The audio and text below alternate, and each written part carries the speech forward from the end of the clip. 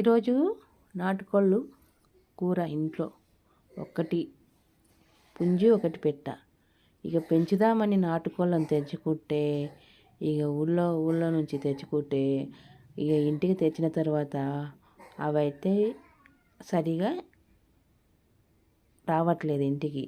ఇక రోజు వెతుకొని కొట్టుకొని రావడం ఎందుకని ఇక ఒక రోజు అయితే వాటి ఎంబడి కుక్కలు పడి ఇక స్నానం అయితే దేవులైన తర్వాత ఇలాగ దొరికేసినాయి.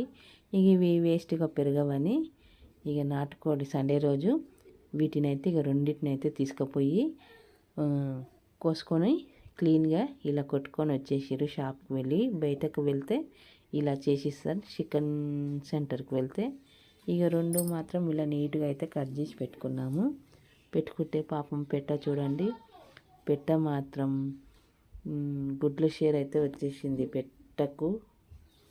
ఈ రెండింటిని ఈరోజైతే కర్రీ అయితే చేసేస్తున్నాం మేమైతే. ఇక నాటుకోడి పుంజు మాత్రం ముదిరిపోయింది కాబట్టి ఇది కుక్కర్లో అయితేనే ఉడుకుతుంది. మరి దీన్ని అయితే కుక్కర్లో వేసేసినాం. అలాగే నాటుకోడి చికెన్ అయితే బాండీలో అయితే ఇలా ఉల్లిగడ్డలు నూనె పోసి బాగా వేగిన తర్వాత అల్లం వెల్లుల్లి కొత్తిమీర పసుపు అన్నీ వేసేసి బాగా వేగిన తర్వాత మసాలాలు అయితే వేసేసినాం. ఇక ఇందులో అయితే గరం మసాలా బాగా ఎక్కువ వేసుకుంటే టేస్ట్ మాత్రం బాగుంటుంది. ఇక మొత్తం మీద అయితే 2 కర్రీలు అయితే ఈరోజు అయితే రెడీ అయిపోయినాయి. పెంచుకుందామన్న కోళ్ళు ఇలా 2 కర్రీలు అయితే అయిపోయినాయి చూడండి. మరి మీకు మా వీడియో నచ్చితే ఒక లైక్ చేయండి, షేర్ చేయండి, మరి కామెంట్ పెట్టండి. మరి నా వీడియో నచ్చకపోయినా కామెంట్ పెట్టండి.